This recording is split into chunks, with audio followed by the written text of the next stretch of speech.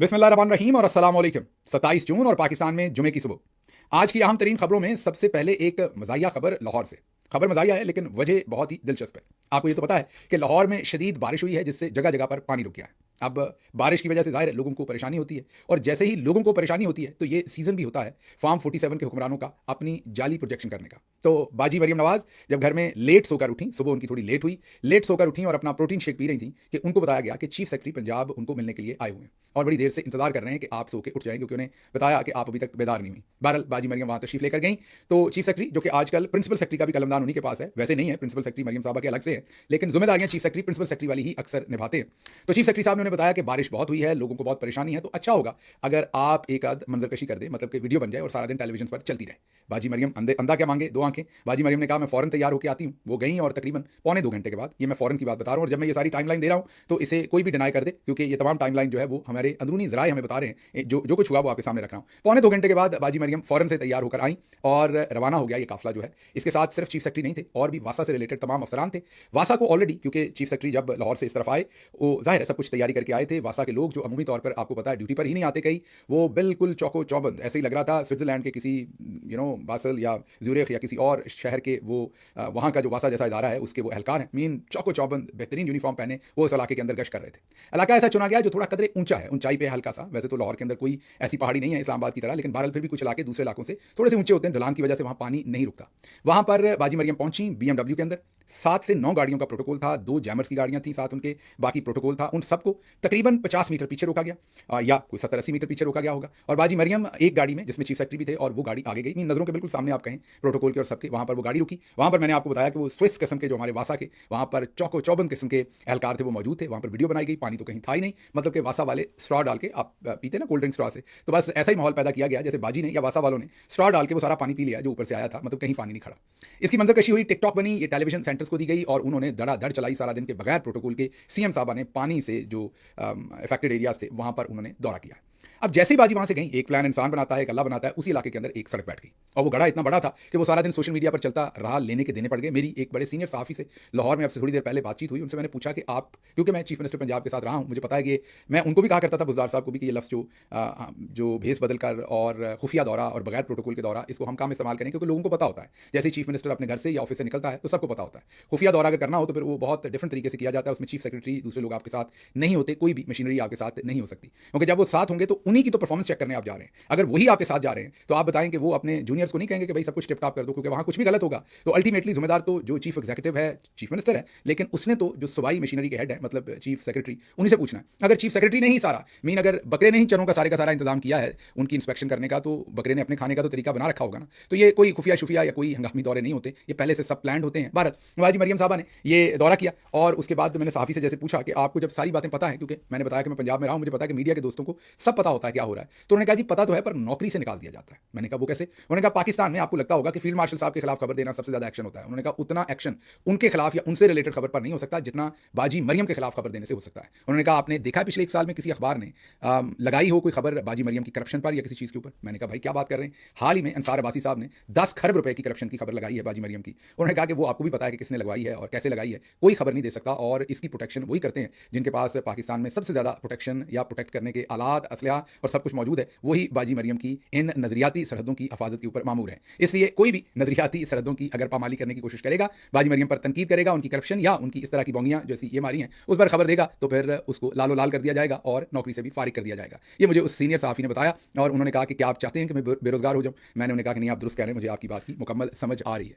अगली खबर आपके सामने मैंने केपी से रखनी है, जहां पर जुनेद अकबर साहब ने अब बहुत बड़े इंकशाफात कर दिए हैं, लेकिन उससे पहले मैं जरा जो इंटरनेशनल एक डेवलपमेंट हो रही है उसके ऊपर खबर आपके सामने रख दूं। ये इजराइल हेम एक खबर है, उसने दी है खबर, और उसके बाद ये इजराइल टाइम्स ने भी इसे रिपोर्ट किया है, डेली एक्सप्रेस यूनाइटेड किंगडम ने भी इसे रिपोर्ट किया है। सीरियस खबर है। खबर यह है कि ट्रंप और नेतन्याहू के दरमियान गजा की डील हो गई है। जी हाँ, इसको गौर से सुनिएगा, ये खबर आप पर, आपके मुल्क पर और ओवरऑल मुसलमान दुनिया और ओवरऑल दुनिया के ऊपर इसके बहुत गहरे असरात हैं।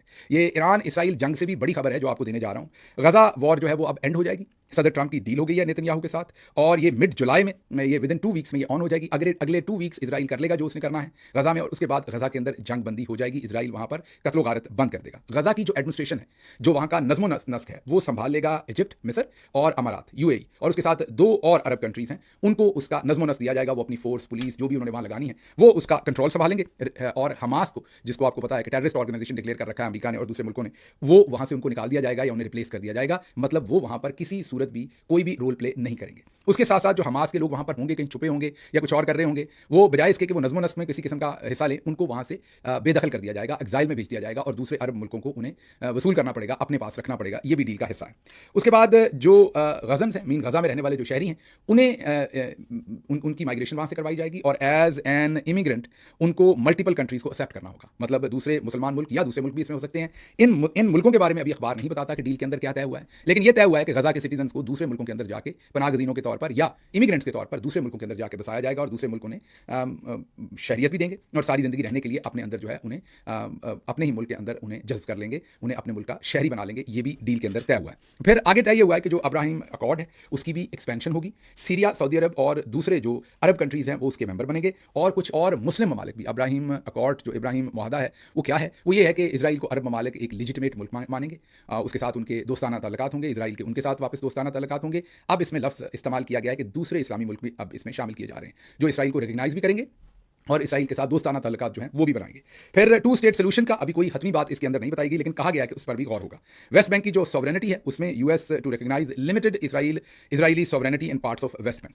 आप देखते हैं ये कायरो के अंदर इसकी टॉक्स चल रही हैं और आगे भी होंगी कि ये किस हद तक मामला आगे जाता है। अखबार कहता है कि ये डील हो गई है। अब अगर ये डील हुई तो इसके जो सबसे बड़ी रेमिफिकेशन है वो आपको बता दी है कि 4 मुल्क गजा को कंट्रोल करेंगे, जिसमें यूएई, इजिप्ट और 2 और अरब मुल्क होंगे। और गजा के शहरियों को दूसरे मुल्कों में जाकर शहरियत लेनी पड़ेगी, यहाँ से लोगों को मूव किया जाएगा। हमास के लोगों को यहाँ से निकाल दिया जाएगा, बेदखल कर दिया जाएगा, उनका कोई लेना देना नहीं होगा। ये बड़ी मेजर इसके अंदर जो डेवलपमेंट्स है। और चौथी है कि इब्राहिम मुआहदे के तहत या मुआहदा इब्राहिमी के तहत अब सऊदी अरब, यूएई, कतर, ये ममालिक और इसके साथ साथ उन्होंने कहा नॉन अरब मुस्लिम ममालिक भी जो हैं उनको भी शामिल किया जाएगा। इस लफ्ज़ पर आप बहुत गहरा गौर करें क्योंकि इसमें शायद आपका मुल्क भी आ रहा है। अगली खबर जो है वो इसी से रिलेटेड है, आपको समझ आ जाएगी, जिसमें बिल्ली थैले से बाहर और शहबाज शरीफ थैले के अंदर। मार्को रूबियो बाहर बिल्ली को घंटी पहनाने के लिए खड़े हैं। अखबार अब लिख रहा है कि फील्ड मार्शल साहब के साथ मुलाकात सदर ट्रंप ने की थी, जो उसमें मामला तय हुए थे। उसके बाद अब मार्को रूबियो, जो अमेरिका के सेक्रेटरी ऑफ स्टेट हैं, मतलब के वजीर खारजा हैं, उन्होंने शहबाज शरीफ से, मतलब दूसरे लफ्ज़ों में उन्होंने अपने जो हमपल्ला वहां पर आदमी है उनसे बात की है। मतलब हेड ऑफ स्टेट तो आपको पता है फील्ड मार्शल साहब ही हैं, वो हेड ऑफ स्टेट के साथ मिले हैं ट्रंप के साथ, और जो अर्दली है उसके साथ अब वजीर खारजा ने बात की है। और ये रिपोर्ट कर रहा है टाइम्स ऑफ इजराइल और रॉयटर्स, दोनों ये खबर रिपोर्ट कर रहे हैं। दोनों मुस्तनद इदारे हैं। रॉयटर्स तो खैर बहुत बड़ी दुनिया की न्यूज़ एजेंसी है, प्लेटफॉर्म है। वो ये बता रहे हैं कि इन दोनों की बातचीत हुई है कि कैसे ईरान और इसराइल के साथ मामला ठीक करने हैं। इसमें अब ईरान का लफ्ज़ इजाफी समझिए, क्योंकि ईरान और इसराइल की क्या बातचीत होनी है वो तो ईरान खुद ही डील कर रहा है। शहबाज शरीफ साहब ईरान के थानेदार तो है नहीं कि वो ईरान के इसराइल के साथ मामला पर इनके साथ नेगोशिएशन करें। असल चीज़ पर फोकस कीजिए कि इसराइल के साथ मामला नॉर्मल कैसे बनाने हैं, इस पर बातचीत हुई। तो दूसरे लफ्ज़ों में ये समझ लीजिए कि शहबाज शरीफ अब मार्को रूबियो के साथ बातचीत कर रहे हैं कि इसराइल के साथ हमने अपने मामला कैसे ठीक करने आने वाले दिनों में, और कैसे वो जो मुआहदा इब्राहिमी है उसके अंदर जो एक लफ्ज़ लिखा हुआ है कि दूसरे मुसलमान मुल्क भी अब शामिल होंगे। आप समझ लीजिए कि हमारा तज्जिया यही है कि ये जो फ़ोन कॉल है ये उसी बारे में है और उन्हीं चीज़ों को आगे लेकर अब चला जाएगा। तो इससे आप ये समझ सकते हैं कि शायद आने वाले दिनों में पाकिस्तान के पासपोर्ट के ऊपर जो लिखा हुआ है कि ये पासपोर्ट सवाए इसराइल के बाकी दुनिया के तमाम मुल्कों के लिए कारआमद है, शायद वो लाइन हट जाए और जिन लोगों के पास पुराने पासपोर्ट हों उनको कहा जाए कि ऊपर पेंसिल फेर दें, या शायद हुकूमत पाकिस्तान को ऐसी मोहर बना दे कि वहाँ पर लगा दें और आपके पासपोर्ट के अंदर ये एक बड़ी तब्दीली हो जाए। ये तब्दीली सिर्फ पाकिस्तान के पासपोर्ट में ही नहीं होगी, ये पाकिस्तान की ओवरऑल जो खारजा पॉलिसी है उसमें भी एक बहुत बड़ी शिफ्ट होगी। होती है, नहीं होती, कब होती है, ये आप और हम सब देख लेंगे। अभी की जो डेवलपमेंट्स हैं वो मैंने आपके सामने रखी हैं। अब आगे चलते हैं। खैबर पख्तूनख्वा में जुनैद अकबर साहब ने एक नया पंडोरास बॉक्स खोल दिया है और उर्फ़े आम में कटा खोल दिया है। उन्होंने ये कहा है कि जब उन्होंने सवाबी वाला जलसा करवाया तो जिन लोगों ने जलसे के अंदर रोल प्ले किया या जिन लोगों ने अपने इलाकों के अंदर उस जलसे की मूवमेंट के सिलसिले में जलसे करवाए, इकट्ठ किए, पार्टी के लिए मेहनत की, काम किया, उन लोगों को अपनी ही खैबर पख्तूनख्वा की हुकूमत के अंदर तख्ता मश्क बना दिया गया है, टारगेट किया गया है। ये होशरुबा किस्म की खबर है। मुझे तो यकीन नहीं आ रहा था जब मैंने पढ़ी, तो फिर मुझे वीडियो देखनी पड़ी जुनैद अकबर साहब की। आप भी सुनिए उन्होंने क्या कहा। बाकी मैंने जी सवाबी में जलसा किया, आपने देखा पिशावर के कुछ साथियों ने लेकिन वीडियो निकाले कि कितने लोग थे। आज तक असद कैसर साहब, शाहराम खान, उसने बहुत मेहनत की थी उस जलसे में। वो आज भी मुझे कह रहे हैं कि आपके जलसे के लिए हमने मेहनत की, इसलिए सूबाई हुकूमत हमसे उसका रवैया ठीक नहीं है। जी अंदाजा कर लीजिए। अभी मैं उठा हूं, मेरे ऑफिस से उठा है, मेरे रीजन के जीएस साहब जो है रियाज खान बुनेर से जिसका ताल्लुक है, जिसका बैरिस्टर गौहर साहब के हल्के से है, उसने कहा कि मैंने आपके लिए जलसा किया, मेरी पुरानी स्कीम भी डिलीट हो गई। अच्छा जी अंदाजा कर ले इस हालात में प्रोविंशियल गवर्नमेंट जो है वो जो आपके साथ है वो उसके खिलाफ काम शुरू कर देती है। मैं 5 महीने से मुझे जी मेरे इनपुट सुन लीजिए, मैं 5 महीने से आपने अभी मैंने बैरिस्टर गौहर साहब से कहा, मैंने कहा मैं एक सूबाई सदर हूं, मुझसे लोग एक्सपेक्ट कर रहे हैं कि आप जो है माहौल बना ले, जो जिस तरह मेरे जहन में था कि मेरे साथ ताउन होगा, सुबह होगा। मैंने कहा 5 महीने से मैं अपना डीसी की रिक्वेस्ट करता हूं कि डीसी साहब मेरे पहले साल के फंड रोके। मैंने कहा डीसी साहब मुझे कह रहा है कि मुझे सूबाई हुकूमत कह रहा है, तो भाई जानिए तो हमें लड़ा रहा है, इसको तो कभी चेंज करे। बैरिस्टर गौहर साहब ने मुझे क्या कहा, अब ये मुझे कहा कंफर्म कर ले। उसने कहा भाई जान आप डीसी के कह रहे, मैं 6 महीने से अपने डीपीओ का कह रहा हूं, मेरा चेयरमैन। सुन लिया आपने। अब ये जाहिर है बहुत ही एक मेजर ब्रेक थ्रू किस्म की स्टेटमेंट है और इसमें वो डायरेक्टली जाहिर है ये तो वो कह ही रहे हैं उर्फे आम में कि इसमें निजामुद्दीन साहब की पूरा सिस्टम इन्वॉल्व है, लेकिन दूसरी तरफ जो खैबर पख्तूनख्वा की मशीनरी है उसको भी वो एक्यूज कर रहे हैं। चीफ मिनिस्टर खैबर पख्तूनख्वा को फौरी तौर पर इस पर एक्शन लेना चाहिए। सलमान अकरम राजा हों या गौहर खान हो, पार्टी की जो बाहर लीडरशिप है उनको फौरी तौर पर अली अमीन गंडापुर साहब के साथ बैठकर जुनैद अकबर साहब की ये सारी बात सुननी चाहिए और जिस किसी ने भी ब्यूरोक्रेसी में से हमारे इलेक्टेड मेंबर्स या हमारे पार्टी के टिकट होल्डर्स को तख्ताए मश्क बनाया इसलिए कि उन्होंने जलसा करने की कोशिश की है, उनको करार वाकई सजा देनी चाहिए। अगर ऐसा नहीं होता तो फिर इसका मतलब ये हुआ कि हम खुद ही कंप्लेसेंट हैं, हम ये चाहते हैं, हम ना ये सिर्फ चौधरी निजामुद्दीन नहीं करवा रहे बल्कि हम भी शायद फिर खुद भी खुश हैं कि ये सब कुछ हो रहा है। लेकिन बहुत ये एक शॉकिंग मेरे हिसाब से एक इंकशाफ किया है जो जुनैद अकबर साहब ने किया है। आमिर मुगल ये हमारे इस्लामाबाद के सदर भी रहे हैं पाकिस्तान तहरीक इंसाफ के, ये जीत भी गए थे फॉर्म 45 पे, इन्हें फॉर्म 47 पर हराया गया था, मेहनती वर्कर हैं। उन्होंने एक स्टेटमेंट दी है और पॉलिटिकल कमेटी को पैगाम दिया है कि अब जो नौजवान हैं वो इमरान खान की रिहाई के लिए गुरीला सियासी जदोजहद करेंगे। अब यहाँ पर बहुत इंपॉर्टेंट बात है कि उन्होंने गुरीला जदोजहद नहीं की। गुरीला जदोजहद तो आपको पता है कि बंदूक के साथ होती है, शिद्दत पसंद करते हैं। उन्होंने कहा गुरीला सियासी जदोजहद। सियासी जदोजहद हमेशा अमन पसंद होती है, हथियार के बगैर होती है। तो जो मुझे समझ आई आमिर मुगल साहब एक पुरअमन लेकिन गुरीला, गुरीला का मतलब ये होगा कि वो इस तरीके से अपनी कार्रवाई करेंगे कि लोगों को मोबिलाइज करेंगे, जलसे जुलूस करेंगे छोटे लेवल पर और फिर एक मूवमेंट बिल्ड करने की कोशिश करेंगे ताकि इमरान खान साहब की रिहाई के लिए कोई मूवमेंट जो है वो बर्पा की जाए। बिल्कुल ऐसे तमाम काम करने चाहिए, भले उसके नताइज उस तरह ना निकलें जिस तरह आपने सोचे हो, लेकिन फिर भी जब आप एफर्ट करेंगे तो लोग उसको पसंद करेंगे, लोगों को अच्छा लगेगा कि इमरान खान जो इतने बुरे हालात में जेल के अंदर कैद हैं, बाहर उनकी पार्टी उनके लिए चलें, कुछ ना कुछ एफर्ट तो कर रही है। अगली खबर आपके सामने रखते हैं कि बार एसोसिएशन पर सरकारी खजाने से करोड़ों की बरसात। पंजाब के 2024 का जो अरसा है उसमें ऑडिट में इंकशाफ हुआ है कि बार एसोसिएशन में 63 करोड़ रुपए बांटे गए हैं। ये बारी रकूम मुस्तहक वकला की फलाह के नाम पर बांटी गई, ताहम इनके इस्तेमाल के लिए जवाज के लिए कोई रिकॉर्ड ही दस्तियाब नहीं था। तो ये जो सारा पैसा बांटा गया है ये आपको अब उस बात का जवाब देता है कि जिंदा है वकला जिंदा है। ये नारा आप क्यों नहीं सुनते? वकला की मूवमेंट उस तरीके से आपको भरपूर तरीके से नजर क्यों नहीं आई? छोड़ दीजिए तहरीक इंसाफ इमरान खान को, जब इवन अदालतों को लूट लिया गया, इस्लामाबाद के जो 6-7 जजेस के साथ जो सलूक किया गया, बाकी जजेस के साथ जो सलूक किया गया, उस तमाम वक्त में वकला बिल्कुल इंडिफरेंट रहे, खामोश रहे। उसकी बड़ी वजह यह है, ये सिर्फ 63 करोड़ नहीं है, ये तो सामने सामने है, अरबों रुपया बांटा गया और उसके साथ साथ वकला को कंसल्टेंसीज दी गई हैं और वकला को डिफरेंट सरकारी इदारों के अंदर एक एक चैम्बर में 7-7 8-8 वकला होते हैं, वहां से एक 2-2 वकीलों को जब एडजस्ट कर दिया है तो इन वे पूरी बार और बेंच दोनों पर ही कब्जा कर लिया गया है। अब इसी वजह से वकला बिल्कुल खामोश हैं, इतने खामोश हैं जितना किसी का मसाज हो रहा हो और वो बड़े आराम से इंजॉय करता है। वकला भी मौजूदा सिचुएशन को ऐसे ही इंजॉय कर रहे हैं क्योंकि उनको लग रहा है कि मौजूदा सिचुएशन में उनकी आवाज़ को बाय करने के लिए ऐसी कीमत दी जा रही है जिसमें उनकी भी मौज लगी हुई है, तो वो बहुत ही ज़्यादा इस सारे मामले के अंदर खुश हैं। अगली खबर बहुत ही इंपॉर्टेंट, ये एक स्कैंडल आ रहा है। अहमद नूरानी साहब ये स्कैंडल करने जा रहे हैं। वो कह रहे हैं कि फौजी अफसरान के स्विस बैंकों के अंदर जो भारी माल पड़ा है उसको अब वो रिवील करने जा रहे हैं। उन्होंने कहा कि जब मैं पाकिस्तान में था फौजी अफसरान के स्विस बैंकों के बारे में मैंने सवाल उठाने की कोशिश की तो मुझे कहा गया खामोश रहें, ये नेशनल इंटरेस्ट का मामला है। लेकिन सवाल यह है कि आम फौजी अफसरों के स्विस बैंकों में इतना पैसा आया कहाँ से है, तो इसलिए अब उन्होंने ये कहा है कि मैं इसको रिवील करने जा रहा हूँ। वैसे हैरानी की बात यह है, स्विट्जरलैंड तो जाहिर है कोई हमारा ब्रादर इस्लामी मुल्क तो है नहीं कि जहाँ पर आपने अगर ऐसे 2 नंबर किस्म के अकाउंट खोले हुए हैं, मुल्की सलामती से रिलेटेड अगर आप कहेंगे तो उसका मतलब नेशनल इंटरेस्ट का मतलब तो ये कि उन पैसों से आपको ऐसा काम करते हैं जो आप खुलडुल के नहीं कर सकते। तो स्विट्जरलैंड तो आपको ऐसे काम नहीं करने देगा, वो भले इंडिया के खिलाफ हो किसी के खिलाफ नहीं हो, वो तो पकड़ लेंगे। तो ये तो सीधी सीधी बात ऐसी है कि आपने करप्शन का पैसा वहां रखा है, इसका मुल्की इंटरेस्ट के साथ कोई लेना देना नहीं। लेकिन यहाँ पर हर शख्स अपना मंजन बेचता है। अगर बहुत बड़े बड़े कुछ मौलवी हजरात जो है वो मजहब को बेच लेते हैं तो इस तरफ हमारे जो चौधरी निजामुद्दीन है वो मुल्की सलामती मुल्की इंटरेस्ट ये वाले मंजन को बेचते हैं। देखते हैं जब अहमद नूरानी ये तमाम चीज़ें सामने लेकर आते हैं कि इससे क्या चीज़ें जो है वो मजीद खुलकर सामने आती हैं कि कितने हमारे शेर जवान हैं जिन्होंने कितना अरबों रुपया जो है वो स्विस अकाउंट्स के अंदर रखा हुआ है। अगली खबर न्यूयॉर्क के आने वाले मेयर के बारे में है। आप सबको पता है कि जो ज़ोहरान ममदानी है एक मुसलमान है, पहले वो बड़े सगीर से या सब कॉन्टिनेंट के रहने वाले मुसलमान न्यूयॉर्क के मेयर होंगे।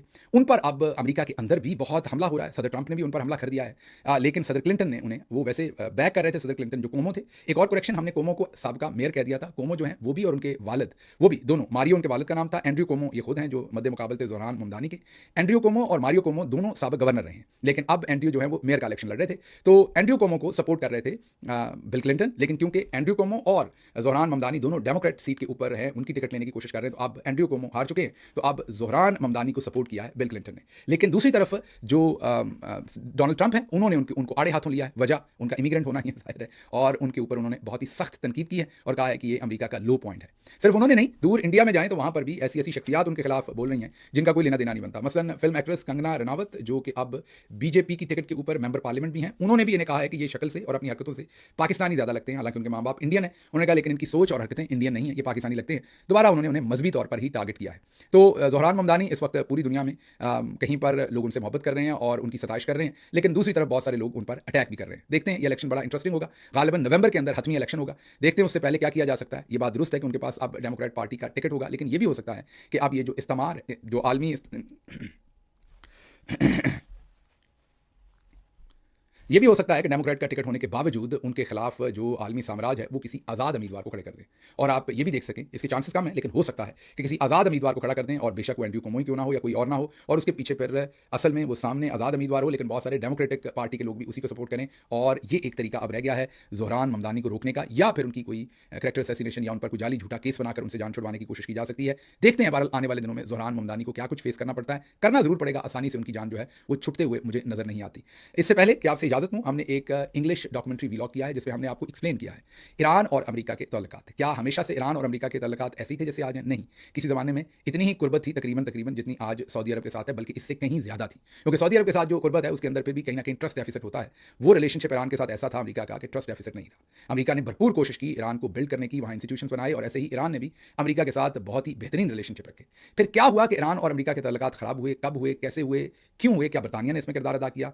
क्या हुआ कि कभी ईरान जो है वो रूस मुखालिफ था और आज ईरान रूस के करीब चला गया? इस सारी जो तारीखी पस मंजर है उसके ऊपर हमने एक इंग्लिश डॉक्यूमेंट्री व्लॉग बनाया है, उसका लिंक आपको स्क्रीन पर दिखा रहे हैं, उसको जरूर देखिएगा।